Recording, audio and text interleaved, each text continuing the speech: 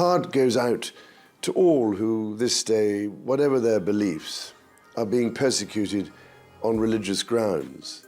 Buckingham Palace has seemingly broken the silence over the backlash King Charles has received after skipping the Easter message. The photos shared looked calm, almost too calm, but behind those Easter smiles a very different story was beginning to unfold. King Charles had just shared new Easter snaps with the public, warm, traditional, and carefully curated, giving the impression that everything was exactly as it should be. A royal Easter, a sense of continuity, a feeling of stability, but something was missing and people noticed immediately. This year there was no Easter message, no heartfelt words, no reflection, no direct address from the king, and suddenly what should have been a quiet royal moment turned into a growing debate. At first, the photos did their job, soft lighting, gentle expressions, a peaceful setting, and supporters praised the king for maintaining tradition during what has been a challenging time filled with health concerns, public scrutiny, and ongoing tension within the royal family. But this is where things take a surprising turn, because as the images spread across social media, the conversation quickly shifted.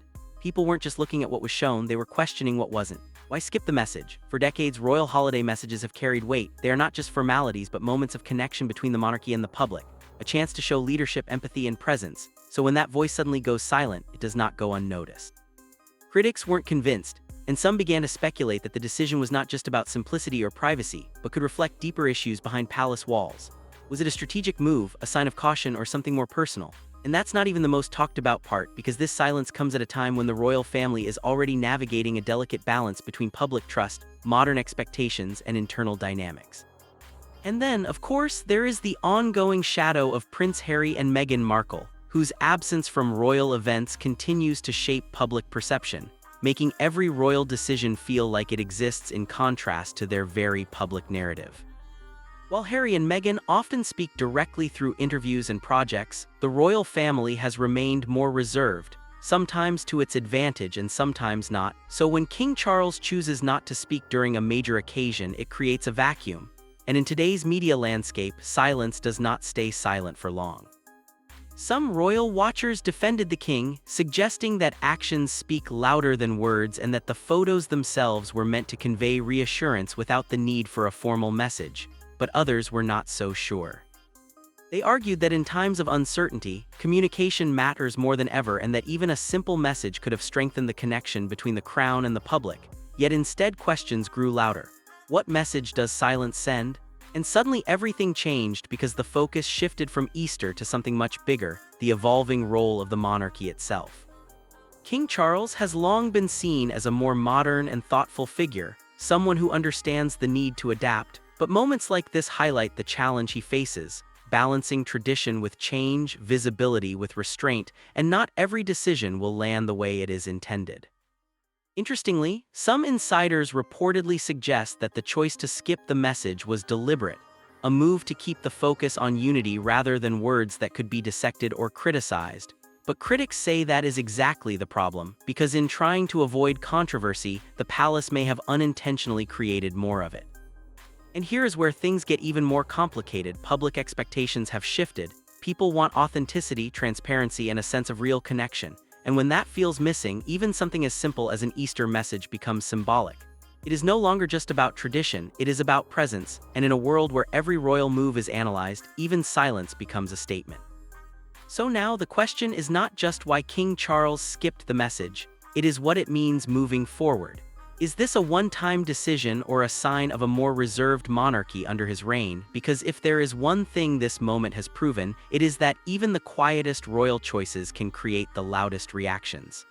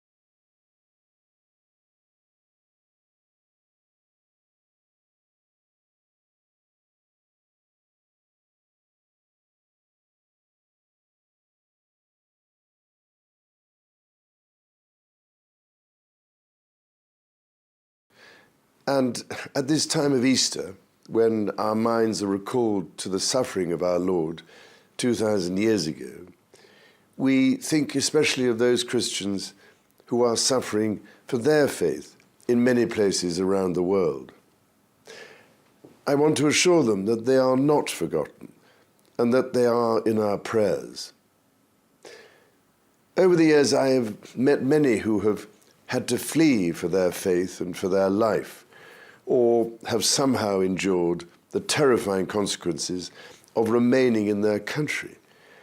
And I have been so deeply moved and humbled by their truly remarkable courage and by their selfless capacity for forgiveness, despite all that they have suffered. I've also heard that in the darkness there are small shafts of light, signs of resurrection and of hope, that slowly but surely Christians who have had to flee from their homelands are beginning to return and to rebuild their shattered homes. Biblical lands such as Syria and modern Iraq were not always places of strife between people of different faiths. For centuries, in many countries, the three great Abrahamic faiths have lived side by side as neighbors and as friends. For example, I have heard how in Lebanon, Muslims join with Christians at the shrine of Our Lady of Lebanon to honor her together. I know too of senior muftis who believe in the essential importance of the Christian faith to maintaining the balance of the Middle East. At Easter, as we recall the suffering of our Lord, we also remember Mary, his mother, and the torment of grief she endured. Mary occupies a unique and elevated position in both Christianity and Islam. She is the mother of our Lord and exalted in the Quran. All three Abrahamic faiths have known and continue to know the bitterness of persecution when religion has fallen into the barbaric grip of those who distort and misrepresent faith. So this Easter, I want to salute the fortitude of all those who, whatever their faith, are persecuted for remaining faithful to the true essence of their beliefs. I admire and greatly respect all those of you who find it in your hearts to pray for those who persecute you, and following the example of Christ, seek forgiveness for your enemies. Jesus summarizes the 10 Commandments into 2 requirements: that we should love God and love our neighbor as ourselves. It is therefore my special prayer this Eastertide that they will be your guide and your inspiration.